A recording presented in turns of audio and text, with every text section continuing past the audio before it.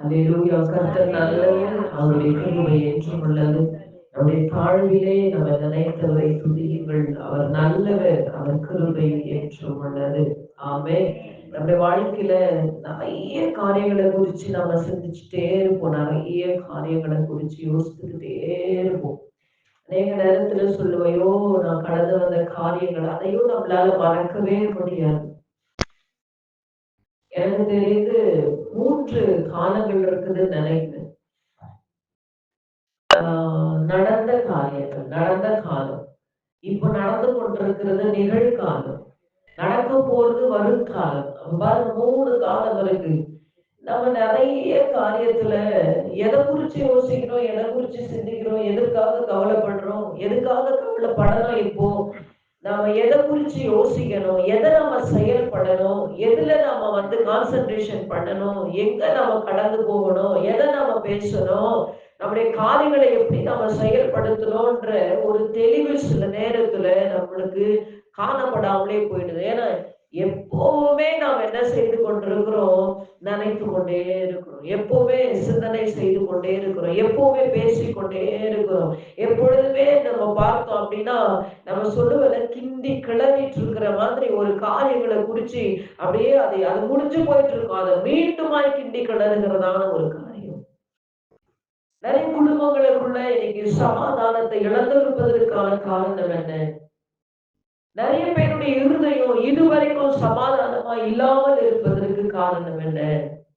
நிறைய பேர் ஒரு ஃப்ரீ மைண்டோடு கூட இருக்க முடியாம இருக்கிறீங்க. இந்த செய்தியை கேட்டுக்கொண்டிருக்கிற தேவனுடைய பிள்ளையே, நீங்க சபைக்குள்ள இருக்கிறவங்க, ஆன்லைனுக்குள்ள இருக்கிறவங்க, இந்த சத்தத்தை கேட்டுக்கொண்டிருக்கிறவங்க, உங்களால சொல்லவே முடியாது நான் ஃப்ரீயா இருக்கிறேன் அப்படின்னு சொல்ல முடியாது. ஏதோ ஒரு விஷயத்தை வச்சுக்கிட்டு நான் ஃப்ரீயா இருக்கிறேன் அப்படின்னா எல்லா விஷயத்திலுமே நீங்க ஃப்ரீயா இருக்கிறீங்கன்னு அர்த்தம் இல்ல. ஏதோ ஒரு காரியத்தை குறித்ததான யோசனை, யோசிக்கிறதுல கூட ஒரு அர்த்தமுள்ள யோசனை இருக்கணும். நம்ம சிந்திக்கிறதான காரியங்கள் ஒரு பிரயோஜனமுள்ள சிந்தனையா இருக்கணும். நம்ம சிந்திக்கிறது எனக்கும் என் வீட்டாருக்கும் நன்மையை கொண்டு வருகிற ஒரு நல்ல தரமான சிந்தனையா இருக்கணும். தரக்குறைவான சிந்தனைகளை நினைச்சோம்னா நம்ம வாழ்க்கை எப்பவுமே தரமானதா இருக்காது, தரக்குறைவானதாகவே இருக்கும். நம்ம சிந்திக்கிற சிந்தனை தரமுடைய சிந்தனையா இருக்கணும். நம்ம ஒரு காரியத்தை பேசுறோம் அப்படின்னா அந்த காரியம் பேசுகிற காரியம் ஒரு விருத்திக்கு ஏற்ற ஒரு பேச்சா இருக்கணும், விருத்தி அடைகிற ஒரு வார்த்தையா இருக்கணும், ஒரு சமாதானத்தை உண்டு பண்ணுகிற வார்த்தையா இருக்கணும், ஒரு மகிழ்ச்சியை உண்டு பண்ணுகிற ஒரு வார்த்தையா இருக்கணும், ஒரு பிரச்சனையை தீர்க்கிற ஒரு வார்த்தையா இருக்கணும். தேவனுடைய பிள்ளைகளே, ஒரு அழுகைக்கு ஏற்ற அந்த அழுகையை அப்படியே சமாதானப்படுத்துகிற ஒரு வார்த்தையா இருக்கணும். காயத்தோடு இருக்கிற அந்த காயங்களை ஆற்றுகிற ஒரு அருமருந்தான ஒரு வார்த்தையா இருக்கணும். நிறைய சிந்தனை இன்னைக்கு உலகம் முழுவதும் சிந்தனை செஞ்சு கொண்டிருக்கு. இந்த சிந்தனையில நம்ம பார்க்கிற பொழுது சில நிறைய காரியங்களை நம்ம அப்படியே பிரிச்சு பார்க்கலாமே. ஒரு 2-3 காரியத்தை சொல்றேன். சிந்திக்கிறவங்க சுய சிந்தனையோடு கூட சிந்திக்கிறாங்க. அப்படின்னா சுயநலமா சிந்திக்கிறாங்க. அவங்க குறிச்ச சிந்தனை, குடும்பத்தை குறித்த சிந்தனை, தான் புருஷன், தான் மனைவி, தான் பிள்ளைங்க, தன்னுடைய தாய் தகப்பன், தன்னுடைய குடும்பம், இப்படி தன்னலமாய் சிந்திக்கிற சிந்தனை ஒண்ணு. 2வது சிந்தனை நீங்க பாத்தீங்கன்னா மற்றவர்களுக்கு நன்மை செய்கிற ஒரு நன்மையான சிந்தனை. இன்னொரு விதத்துல நம்ம பார்க்கிற பொழுது தேவனுடைய பிள்ளைய சிந்தனை எப்படி இருக்குது? சீர்கேடை உண்டாக்குற சிந்தனை. சிலருடைய சிந்தனை எப்படின்னா வன்மம் நிறைந்த சிந்தனைகளா இருக்கிறது. சிலருடைய சிந்தனை பகையை அப்படியே இன்னும் பகைத்து பகைத்து பகைத்து அந்த பகையிலே வாழ்கிற ஒரு சிந்தனையா இருக்கிறது. இன்னும் சிலருடைய சிந்தனை எப்போ வாய திறப்பாங்க அவங்கள மாட்டி இழுக்கலாம்ங்கிற ஒரு சிந்தனை. சிலருடைய சிந்தனைகள் நீங்க பார்த்தீங்கன்னா தேவனுடைய பிள்ளைய பிரச்சனைய பண்ணுகிற சிந்தனையாவே இருப்பாங்க. சிலருடைய சிந்தனை எப்பவுமே நல்ல காரியங்களை கூட நல்ல காரியமாய் பார்க்காது. நல்ல காரியம் பார்க்க வேண்டிய சிந்தனை நல்லதை கூட கெட்டதாக பார்க்கிற சிந்தனையா இருக்கும். அதனாலதான் கர்த்தருடைய வார்த்தை சொல்லுது, நம்ம எதை இருதயத்துக்குள்ள நினைக்கிறோமோ இது இருதயத்துடைய நினைவுகள் தான் இந்த நாவல புறப்பட்டு வருமே தவிர சும்மா வாய் வழியா அப்படி வந்துடாது. மனசுக்குள்ள என்ன இருக்கோ அதுதான் வரும். சிந்தனையில கூட எத்தனை விதமான சிந்தனைகள் இருக்கு. சொல்லலன்னா இந்த பகல் முடிந்து நாளை பகல் ஜபம் கூட வந்துடும். நமக்கு அவ்வளவு சிந்தனைகள். பிரச்சனைகளை மாற்றுவது எப்படின்னு நாம சிந்திக்கிறோம். இது ஒரு சிந்தனை. மற்றவங்களுக்கு எந்த விதத்துல எல்லாம் பிரச்சனையை கொடுக்கலான்னு சிந்திக்கிறது கூட ஒரு சிந்தனை தான். லேலியா சொல்லுங்களேன். நன்மை செய்வதற்கான எண்ணங்கள் இருக்கிறது. பவுல் ரொம்ப அழகா சொல்லுவாரு, பாவத்தை விட்டு விலகுகிற மனம் எனக்குள்ள இருக்கிறது. அந்த சிந்தனை எனக்கு இருக்கு. நான் யோசிக்கிறேன், நான் செய்யறது பாவம் எனக்கு தெரியும், நான் செய்கிறது தவறு எனக்கு தெரியும். ஆனால் அந்த பாவத்தை விட்டு வெளியே வருவதற்கும் எனக்கு மனமில்லை அப்படிங்கிறது. இன்னைக்கு நிறைய காரியங்களை நாம சிந்தித்துக் கொண்டிருக்கிறோம். நான் ஒரு கேள்வி கேட்கிறேன்.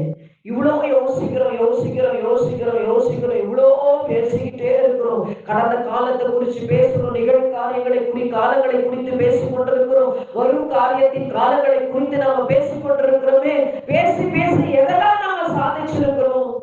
பிரச்சனை குடும்பத்துல, பகைதான் வந்திருக்கு. நாவின் வார்த்தைகள் பகையை கொண்டு வந்திருக்கு. நீ பேசுகிற நாவினுடைய வார்த்தைகள் இருதயத்தை விசனப்படுத்தி கொண்டிருக்கிறது. இருதயத்துக்குள்ள காயத்தை உண்டாக்கி கொண்டிருக்கிறது. வேற்றுமையின் ஆவி வருகிறது, பிரிவினையின் ஆவி வருகிறது. குடும்பத்துக்குள்ள ஒரு தெய்வீக சமாதானம் இல்லை. நீ கொண்டு நீ ஜெபி, தப்பு கிடையாது. நீ பைபிளை 10 முறை படிச்சு முடி, தப்பே கிடையாது. தவறாம சபைக்கு வா, தப்பு கிடையாது. காலையில 3 மணிக்கெல்லாம் எழுந்து நீ மௌனமா ஜெபிப்ப, ஊரே கேட்கிற மாதிரி ஜெபிப்ப, ஜெபி, தவறு கிடையாது. நான் தவறுன்னு சொல்ல மாட்டேன். நினைக்கிற பொழுதெல்லாம் ஏசப்பா உக்காந்தா, ஏசப்பா எழுந்தா, ஏசப்பா போனா, ஏசப்பா ஏசப்பா ஏசப்பா ஏசப்பான்னு உங்க வாய் நிறைய 1 லட்சம் ஏசப்பாவா ஒரு நாளெல்லாம் நீ சொல்லிட்டு இருந்தாலும் தப்பே கிடையாது. சரி, தப்புன்னு சொல்ல வரல. ஆனா உன் வாழ்க்கை ஜபத்திற்கும், உன் வாழ்க்கை வேதத்தை வாசித்து கொண்டிருக்கிறதுக்கும், உன்னுடைய வாழ்க்கை நீ சொல்ற ஏசப்பாவுக்கும், உன் வாழ்க்கை நீ சொல்லுகிற சாட்சிக்கும் உகந்ததா இருக்கிறதா? அதுக்கு பாத்திரவான இருக்கிறியா? அதற்கு ஒரு தகுதியுடையவர்களா நாம் இருக்கிறோமா? யோசித்து பாருங்களேன். நிறைய காரியங்களை சிந்திக்கிறோம். சில பேர் என்ன பார்த்தா மனுஷர்களை பார்த்ததுமே அப்பதான் கடவுளை பத்தி அதிகமா பேச ஆரம்பிச்சிருவாங்க. சில பேர் எல்லாம் அப்படியே ஜபிக்கிறோம் அப்படின்னு வச்சுக்கோங்களேன், அப்படியே உன்னை போல நான் இல்லை, என்ன போல நீ இல்லை அப்படின்னு ஜபிக்கிறது. சிலருடைய ஜபங்கள் எல்லாம் பாத்தீங்கன்னா அடுத்த காது கேட்கிற மாதிரி எதெல்லாம் நேரா சொல்ல முடியும் அதெல்லாம் ஜபத்துல சொல்லிடுவாங்க. ஆமென் சொல்லுங்க. அல்லேலூயா. தேவனுடைய பிள்ளையே, நம்முடைய நாவில் இருந்து புறப்பட்டு வருகிற வார்த்தை நமது சுய வார்த்தையா இருக்கக்கூடாது. நம்முடைய இருதயத்துடைய நினைவுடைய வார்த்தைகளா இருக்கக்கூடாது. கர்த்தர் விரும்புகிற நல் வார்த்தைகள், கர்த்தர் ஏற்றுக்கொள்ளுகிற ஜபத்தின் விண்ணப்பத்தின் வார்த்தைகளா இருக்கணுமே தவிர நான் ஏற்றுக்கொள்ற. சில பேரெல்லாம் ஜோப் பண்ணுவாங்க. எதுக்காக தெரியுமா ஜோப் பண்ணுவாங்க? அவங்களுக்கு ஒன்னும் நடக்க கூடாதுன்னு ஜோப் பண்றது ஒரு வேற கேட்டகரி. ஆனா வீட்டுல இருக்கிறவங்க இவங்களை ஒன்னும் பண்ணக்கூடாதுங்கிறதுக்காகவே அப்படியே ஜோப் பண்ணுவாங்க. ஆமென். அல்லேலூயா. நான் ஒண்ணு நான் சொல்றேன், நீ பேசுகிற வார்த்தையை உனக்கு ஏற்றால் கூட நீ மாத்திக்கிடலாம். ஆனா கர்த்தரிடத்துல எதையுமே நீயும் நான் என்ன பண்ண முடியாது, மாற்ற முடியாது. உன் நாவு மாறுனா உன் குடும்ப வாழ்க்கை மாறும். உன் நாவு மாறுனா உன் சூழ்நிலை மாறும். உன் எண்ணம் மாறுனா உன் நிலைமைகள் மாறும். கர்த்தர் பலத்த காரியத்தை செய்ய வல்லமையுடைய நல்ல தகப்பனா இருக்கிறார். ஏன் இந்த நினைவுகளை குறிச்சே இன்னைக்கு நான் பேசிக் கொண்டிருக்கிறேன்? ஏன் பேசுற வார்த்தைகளை குறித்தே நான் பேசிக் கொண்டிருக்கிறேன்? இன்னைக்கு அப்படிப்பட்ட ஒரு வார்த்தையை தேவன் அங்கே கர்த்தர் நமக்கு கட்டளையிட்டு கொடுத்திருக்கிறார். பேசுகிறத நல்லதா பேசுங்க. பேசுகிற வார்த்தையை தீமையா இல்ல நன்மையா பேசுங்க. பேசுகிற வார்த்தையை தோல்வியா பேசாதீங்க. தோல்வியான சூழ்நிலைகள் இருந்தாலும் வெற்றியினுடைய வார்த்தையை உச்சரி, நிச்சயம் எடுப்பாங்க.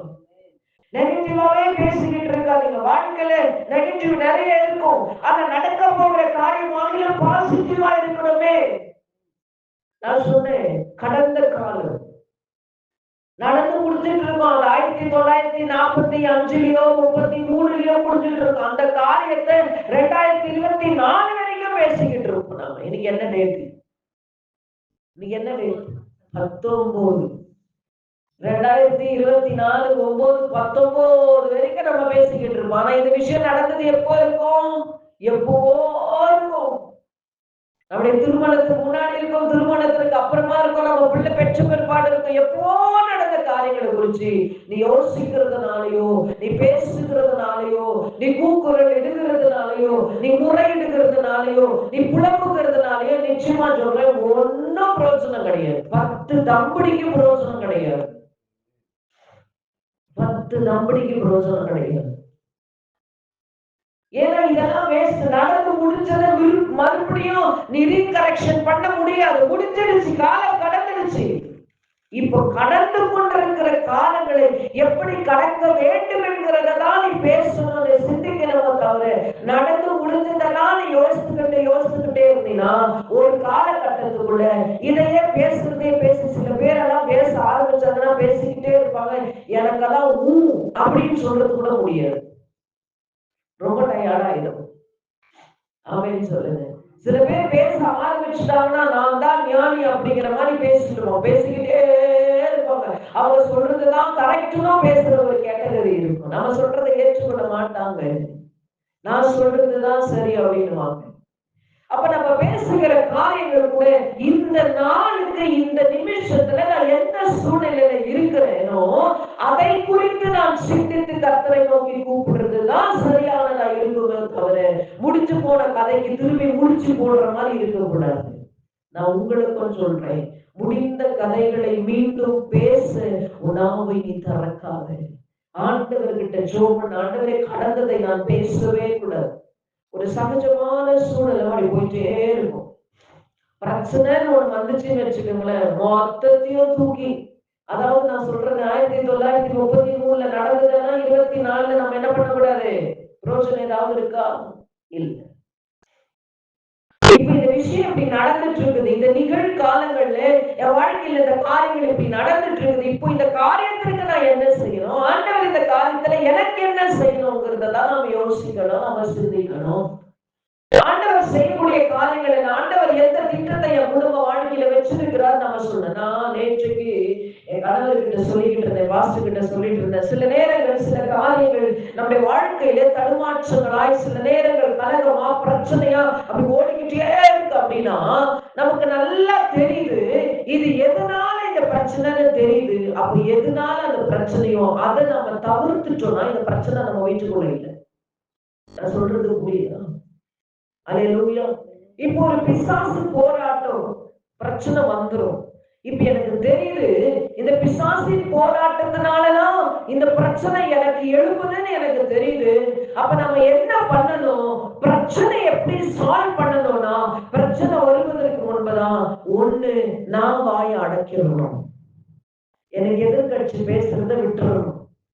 இல்ல அப்படின்னா 2 வார்த்தை பேசி பார்க்கணும். இது சரியா வரலையா, சோத்திரம் போட்டு துதிச்சுட்டே இரு. மலையை பார்த்து கொளிக்கிறதா கொளிச்சுக்கிட்டே இருக்கும். வாய் வலிச்சு அது பாட்டுக்கு சைலண்ட் ஆயிடும்.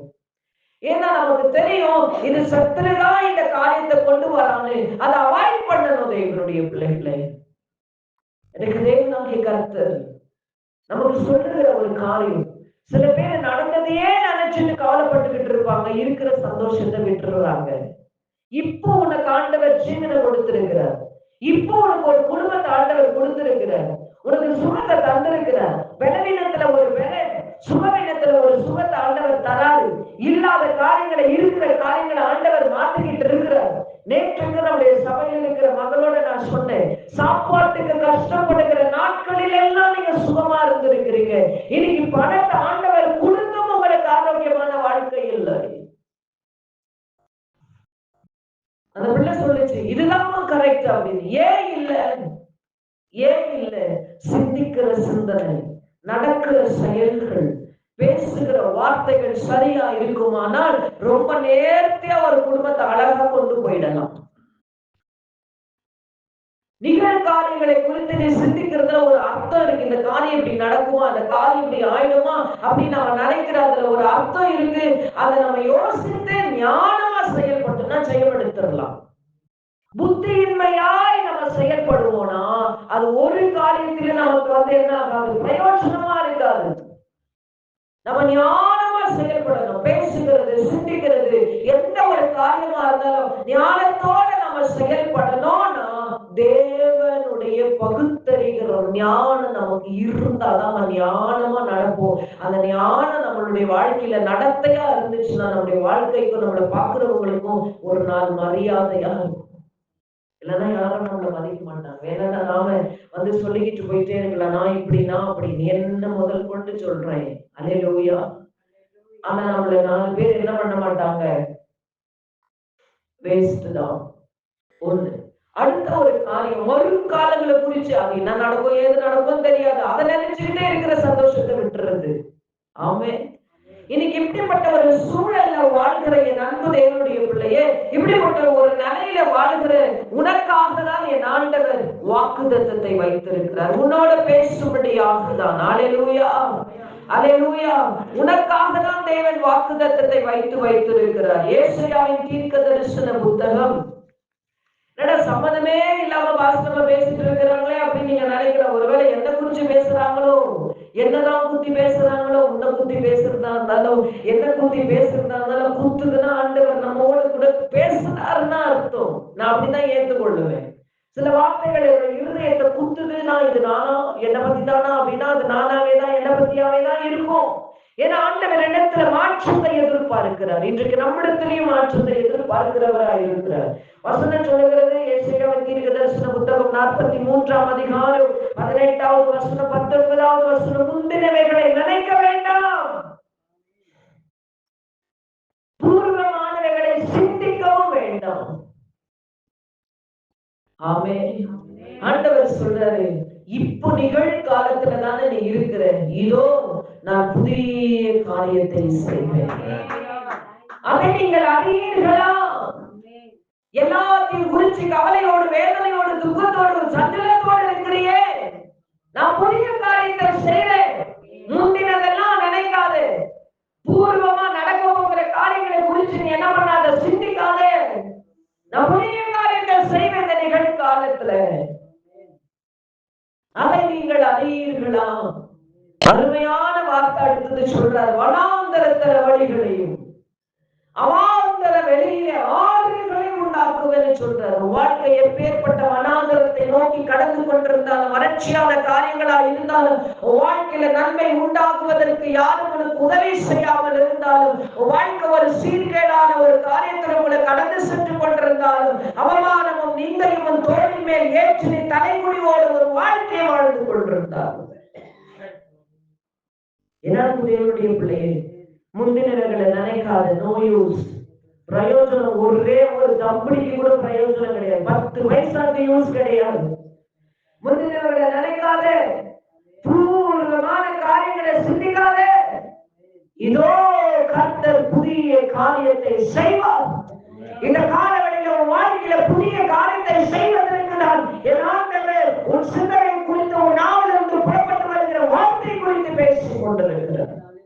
பாசிட்டிவா பேசு, நல்லத பேசு, பிரச்சனைய பேசாத. ஏன்னா ஆண்டவர் புதிய காரியத்தை செய்வார். நீ பூர்வ காலத்து கதையும் முந்தின கதையை நீ பேசிக்கிட்டு இருந்தீனா வாழ்க்கையில நிம்மதி இழப்ப, சமாதானத்தை இழப்ப, ஒரு குடும்ப ஆசீர்வாதத்தை இழப்ப, ஒரு குடும்ப மேன்மைகளை இழப்ப, ஒரு குடும்ப சுகத்தை இழப்ப, ஒரு குடும்ப ஆரோக்கியத்தை இழப்ப, ஒரு குடும்பத்துல ஒரு மேன்மையும் இருக்காது. கடந்து வருகிற பிரச்சனைகள், பாடுகளை மாத்தல. ஆண்டவரே, நான் கடந்ததை நினைக்கல ஆண்டவரே, ஒரு காரியங்களை குறித்து நினைக்கல ஆண்டவரே, இப்ப எனக்கு வந்திருக்கிற காரியத்துல நான் ஒரு வார்த்தையை சொல்றேன். இந்த பிரச்சனையில கூட, இந்த உபத்திரவத்துல கூட, இந்த சோர்வுல கூட, இந்த பலவீனங்களின் மத்தியில கூட, இந்த அவமானத்துல கூட, தலை குனிந்து இருக்கிற இந்த சூழல்ல கூட, நிந்திக்கப்பட்ட ஒரு சின்னமான நடக்கிற அந்தவரை இருக்கிற இந்த நிலைமையில கூட, எனக்கு இருக்கிற தீராத கடன் பிரச்சனையில கூட, என் வாழ்க்கையே கேள்விக்குறியா இருக்கிற இந்த நான் உங்களை நம்புறேன். என் வாழ்க்கையில ஒரு புதிய வாசலை நீங்க தரப்பீங்க. ஒரு புதிய வாசலை நீங்க தரப்பீங்க. ஒரு புதிய வாசலை நீங்க தரப்பீங்க. ஹல்லேலூயா, ஹல்லேலூயா. பலத்தினாலும் அல்ல, பராக்கிரமத்தினாலும் அல்ல. இந்த காலவெளியில தீர்க்க தரிசனமா சொல்றேன், அன்பு சகோதரனே சகோதரிய வாழ்வு பிள்ளையே, உன் பலத்தினால் அல்ல, இன்னொருத்தருடைய பராக்கிரமத்தினால அல்ல. இந்த காலவெளியில இந்த நிகழ்காலத்துல இருந்து கவலையோடு இருக்கிற தேவ பிள்ளையே, என் ஆண்டவர் தேவ ஆவியினால இந்த காரியங்கள் ஆகும். நீ பார்க்கிறது, நீ கடக்கிறது, நீ அனுபவிக்கிறது எல்லாம் வனாந்திரமா இருக்கலாம். ஆனா அந்த வனாந்திரத்திலே வழிகளை உண்டாக்க, ஆறுகளை உண்டாக்க ஆண்டவரால முடியும். எங்கேயோ அடிமையா இருந்தா, நான் சொல்லி முடிக்கிறேன், எங்கேயோ அடிமையா இருந்தா, எங்கேயோ ஒரு பாவப்பட்ட மனுஷன் அது பாட்டு வேலை பண்ணிட்டு இருந்துச்சு. ஒரு இளம் வயது மகள், அவளை புடிச்சு 2வது மனைவியா கட்டிக்கினாங்க. சும்மா விட்டாங்களா? இவங்களுக்கு பிள்ளை இல்லைன்னு சுயநலமா இன்னொரு பெண்ணை திருமணம் பண்ணிக்கிட்டு அவளுக்கு ஒரு பிள்ளை ஆயிடுச்சு. இப்போ தன்னுடைய முதல் மனைவி கர்ப்பம் தரிச்சதும் இப்ப 2வது மனைவி இவருக்கு வேணாம், இவர் நினைக்கல, முதல் மனைவி நினைக்கிறாங்க. நினைச்சிட்டு என்ன பண்றாங்க, அனுப்பி விட்டுரு, அவளை தொடுத்து அப்படின்னு முதல் மனைவி சொன்னதும் புருஷன் தொடுத்து ஆரம்பிச்சுடுறாரு. ஆமே. எப்போ இந்த உலகம் உன்னை நேசிக்கும், எப்போ இந்த உலகம் உன்னை தூஷிக்கும்னு தெரியாது. எப்போ இந்த உலகம் உன்னை ஏற்றுக்கொள்ளும், எப்போ இந்த உலகம் உன்னை ஏற்றுக்கொள்ளாமல் தள்ளிவிடும் என்பது தெரியாது. எப்போ இந்த உலகம் உன்னை அரவணைக்கும், எப்போ இந்த உலகம் உன்னை உதவி தள்ளும் உனக்கு தெரியாது. கர்த்தர் நல்லது, கர்த்தர் நல்லது. அல்லேலூயா. இப்போ இந்த மகள் கைவிடப்படுறான். அவ ஒரு அடிமையாதான் இருக்கிறான். அவளுக்கு வரும் காலங்களை குறித்தோ கனவு கிடையாது, இருக்கிற வாழ்க்கையை குறித்த எந்த கனவுமே இல்லை. ஆனா கனவே இல்லாத ஒரு நாள் அவருடைய வாழ்க்கையில அவன் கனவு கண்ட மாதிரி ஒரு வாழ்க்கை. அவன் நினைச்சிருப்பான், என் வாழ்க்கையில நான் செட்டில் ஆயிட்டேன். நாம கூட நிறைய பேர் அப்படிதான், ஏதாவது ஒண்ணு வந்துருச்சுனாவா என் வாழ்க்கையில நான் செட்டில் ஆயிட்டேன்னு நினைப்போம். எந்த அந்த செட்டில் ஆன காரியம் செட்டே ஆகாம போகும் நமக்கு தெரியாது. நான் சொல்ற சத்தியம் உங்களுக்கு புரியுதா? எப்போ இது எனக்கு நான் செட் ஆகி உட்கார்ந்துட்டு நம்ம நினைக்கிறோமோ அந்த செட்டே ஒரு நாள் நமக்கு செட் ஆகாது. அதை விட்டு விலகி வர நாட்கள் வரும். இப்போ கைவிடப்பட்டுட்டான். புருஷன் வந்து கொஞ்சம் அப்பத்தை கையில கொடுத்துட்டு ஒரு சின்ன வாட்டர் கேன்ல தண்ணியை கொடுத்துட்டு, மா நீ எங்கேயாவது போய் பொழைச்சுக்க அப்படின்னா, எங்கேயோ இருந்த ஒருவன், எங்கேயோ இருந்த ஒருவன் பொழைச்சுக்கோன்னு சொன்னதும் அவளுக்கு என்ன பண்ணணும்னு தெரியாது. ஏன்னா அவளுக்காக யாருமே வந்து வாக்குவாதம் பண்றதுக்கும் நமக்கு இன்னைக்கு 4 பேர் சப்போர்ட் மாதிரி அவளுக்கு யாருமே சப்போர்ட் இல்லை. நான் ஒண்ணு சொல்றேன், இன்னைக்கு உன் நிலைமை கூட எல்லாரும் இருக்கிறாங்க. சொந்தம் இருக்கு, பந்தம் இருக்கு, அண்ணன் தம்பி அக்கா தங்காச்சி அப்பா அம்மா படிப்பு எல்லாமே நமக்கு வருமானம் எல்லாம் இருந்தாலும் சில நேரத்துல நம்ம இருக்கிற நிலைமைன்னு ஒண்ணு இருக்க பார்த்தீங்களா, அனாதையான ஒரு நிலைமை, ஆதரவற்ற ஒரு நிலைமை, திக்கற்ற ஒரு நிலைமை, வெறுமையான ஒரு நிலைமை, கைவிடப்பட்ட ஒரு நிலைமை, நேசிக்கப்படாத ஒரு நிலைமை, யாருமே உதவி செய்யாத ஒரு நிலைமைன்னு ஒண்ணு இருக்க பார்த்தியா? ஒருவேளை இந்த காலவெளியில ஏதோ ஒரு சூழ்நிலைமையில நீ தனிமையா இருக்கிறது உணர்றியா? தனிமையா நீ ஃபீல் பண்றியா? தனிமையோடு இருக்கிறேன்னு வேதனை அடைகிறியா? எல்லாரும் இருந்த என் வாழ்க்கை ஒரு கேள்வியாவே இருக்கு. என் வாழ்க்கைக்கு ஒரு குற்றப்படி இல்லையா? என் வாழ்க்கைக்கு ஒரு முடிவு வராதா? என் பிரச்சனைக்கு ஒரு தீர்வு வராதா? நிச்சயமா சொல்றேன், யாராலையும் இந்த பிரச்சனையை மாற்ற முடியாது, தீர்வை கொண்டு வர முடியாது. தீர்ப்பு கொடுக்கிற பரிசுத்த ஆவியானவர் ஒரு வாழ்க்கையில மாற்றத்தை கொடுத்து உன்னை நடத்த வல்லமையுடையவராய் இருக்கிறார். உன்னை அவர் நடத்துவார். அவர் கனவுனோடு கூட இருக்கும். முந்தினவைகளை நினைக்க வேண்டாம், பூர்வமானவைகளை சிந்திக்க வேண்டாம். ஆனால் அந்த நடந்ததையும் யோசிக்கல, நடக்க போறதையும் யோசிக்கல. இப்ப நடந்துட்டு இருக்கிறத யோசிச்சு பார்த்தா புள்ள செத்துருன்னு முடிவு பண்ணிட்டான். அவன் சிந்தனை பாருங்க எப்படி இருக்கு. ஐயோ கைவிட்டுட்டாங்களே யோசிக்கல அவன். ஐயோ அடுத்து நம்ம என்ன பண்ண போறோம்னா அவனுக்கு யோசனை வரல. இருக்கிற சூழ்நிலை யோசிக்கிறான். அந்த சூழ்நிலை எப்படி தெரியுமா இருந்தது? பிள்ளை சாகுற சூழ்நிலை. வாழ்க்கையில கூட இந்த நிலைமைகள் இப்படிதான் ஒரு முடிவு எடுத்துட்டு நீ அழுது புலம்பிக் கொண்டிருக்கலாம். அந்த முடிவை எதிர்பார்க்காத அளவுக்கு முடிவை மாற்றி தருகிற புதிய காரியத்தை செய்கிற ஆண்டவர் வாழ்க்கையில புதிய காரியத்தை செய்கிறார். ஓடி போயிட்டார். கையில இருந்த அப்பம் தீர்ந்துருச்சு, தூரத்தில் இருந்த தண்ணீர் தீர்ந்துருச்சு, பிள்ளை அழுது பசிக்கு பால் இல்ல, ஒண்ணுமே இல்ல. இப்ப அழுது அழுது அழுது பிள்ளை சாக போகுது. ஐயோ என் பிள்ளை சாகிறது, என்னால பார்க்க முடியாது என்று சொல்லி 50 தூரத்துக்கு போயிட்டான். போய் உட்கார்ந்து அழுகிறான். மனுஷங்களுக்கு யாருக்கும் கேட்கல, ஏன்னா அது ஒரு வனாந்திரம். நீ அழுகிற பார்த்தே ஒருத்தர் உனக்கு உதவி செய்யலன்னா நீ அந்த ரகமா அழுகிற அழுகைக்கு யாராவது உனக்கு ஒத்தாசையா இருக்க போறாங்களா? இல்ல. ஆனா கர்த்தர் கேட்பார். அழுகுகளின் சத்தத்தை கர்த்தர் கேட்பார். அன்னாரின் சத்தத்தை கேட்டார். எசேக்கியா வியாதி படுக்கை மரண படுக்கையின் சத்தத்தை கேட்டார். பத்திமையும் குருடனின் சத்தத்தை கேட்டார். தேவனுடைய பிள்ளையை மேல் வீட்டு அறையில கூடி ஜெபித்த சத்தங்களை கேட்டார். பவுலும் சீலாவும் துதித்த துதியின் சத்தத்தை கர்த்தர் கேட்டார். உன்னுடைய சத்தத்தை இந்த காலவழியில கேட்பார்.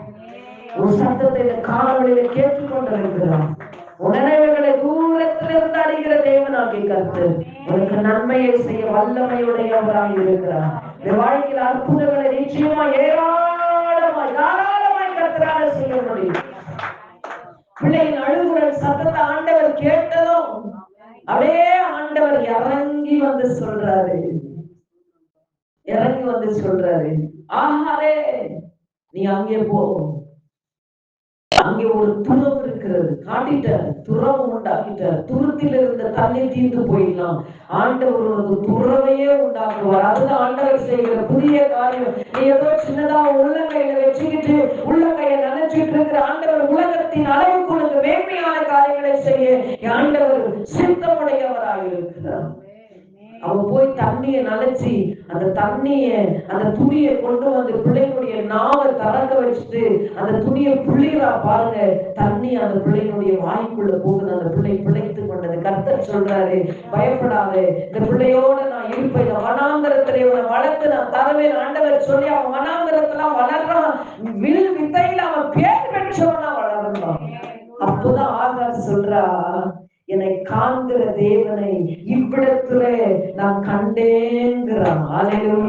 இந்த காலவெளியில தேவனுடைய பிள்ளையே கண்களை மூடி தகப்பனே, அன்றைக்கு ஆகார் பிள்ளையின் அழுகுரலை கேட்டவரே, ஆகாரை காண்கிற தேவனை அவள் கண்டேன்னு சொன்னாலே, இந்த காலவெளியில அப்பா இருக்கிற நிலைமையோடு சமூகத்தை நான் நோக்கி பார்க்கிறான்ப்பா. என்னுடைய அழுகுரலின் சத்தத்தை கேட்கிறவரே, என் வாழ்க்கையில ஒரு புதிய காரியத்தை நீங்க செய்யப்பான்னு கேளுங்க. பரலோக பிதாவே, ஆசீர்வதிக்கப்பட்டது நல்ல அருமையான காலவெளிக்காக நன்றி. அந்த காலவெளியில கூட எங்களுடைய சபங்களை நீர் அங்கீகரித்ததற்காக நன்றி. பல யோசனைகளோட கேள்விகளோட தடுமாற்றங்களோட சில காரியத்துல எடுக்க வேண்டிய முடிவுகளை நாங்க சரியாம எடுக்காதவங்களா, பேச வேண்டியதை பேசாம பேசக்கூடாத பேசுறவங்களா, ஆண்டவரே எங்க பிரச்சனைகளுக்கு, எங்க கவலைகளுக்கு, எங்க கண்ணீருக்கு, எங்க துக்கத்துக்கு, எங்க பிரிவினைக்கு, எங்க வனாந்திர வாழ்க்கைக்கு நாங்களே காரணமா இருந்துட்டோம்ப்பா. இன்னைக்கு நீங்க எங்களை உணர்த்தினதற்காக நன்றி. இன்னைக்கு எங்களோட நீர் இடைப்பட்டதற்காக நன்றி. எங்களோடு நீர் இடைப்பட்டதற்காக நன்றி. எங்கள் கொடுத்த வாக்குத்தத்தங்களுக்காக நன்றி. ஆண்டவரே, நீர் தாமே பெரிய காரியங்களை செய்வீராக. நீர் தாமே எங்களை உயர்த்த வல்லமையுடையவர்.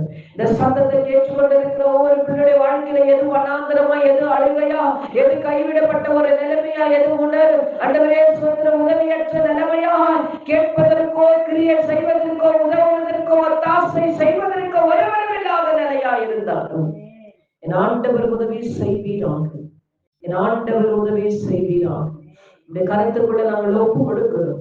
சபைக்கு கடந்து வந்த பிள்ளைங்க, இந்த ஆன்லைனுடைய சத்தத்தை கேட்டுக்கொண்டிருக்கிற ஒவ்வொரு பிள்ளைங்க, இந்த சத்தத்தை கேட்டுக்கொண்டிருக்கிற ஒவ்வொரு பிள்ளைங்களும் உங்க கருத்துல ஒப்பு கொடுக்கிறோம். கர்த்தர் தாமே பொறுப்பெடுப்பீராக. ஆகாருடைய வனாந்திர வாழ்க்கையில உதவி செய்த என் ஆண்டவருக்கு சத்தத்தை கேட்டு விசுவாசித்து நம்புகிற பிள்ளைங்களுக்கு ஆண்டவரே நீர் அற்புதங்களை செய்வதற்கு உனக்கு லேசான காரியம், உனக்கு லேசான காரியம். உயர்த்தி எங்களை தாழ்த்துவோம். நீங்க பிறகு நாங்க சிறுக ஒப்பு கொடுக்கிறோம். இந்த கேசைய 43:18-19 பிரகாரமா முந்தினதையோ பூர்வமானதையோ சிந்திக்கிறதையோ ஆண்டவரே அப்பா நாங்க கவலைப்படுறதோ இல்லை. ஏன்னா இந்த காலவெளியில கர்த்தருடைய வாழ்க்கையில புதிய காரியத்தை செய்வேன். அது இப்பொழுதே தோன்றினதற்காக நன்றி. எங்க வாழ்க்கையில இருந்த வனாந்திரத்துல வழியும் அவாந்திரத்துல ஆண்டவரே ஆறுகளை உண்டாக்கி கொடுத்தீரே, நன்றி செலுத்துகிறோம். இயேசுவின் நாமத்தினால பிதாவே, ஆமென்.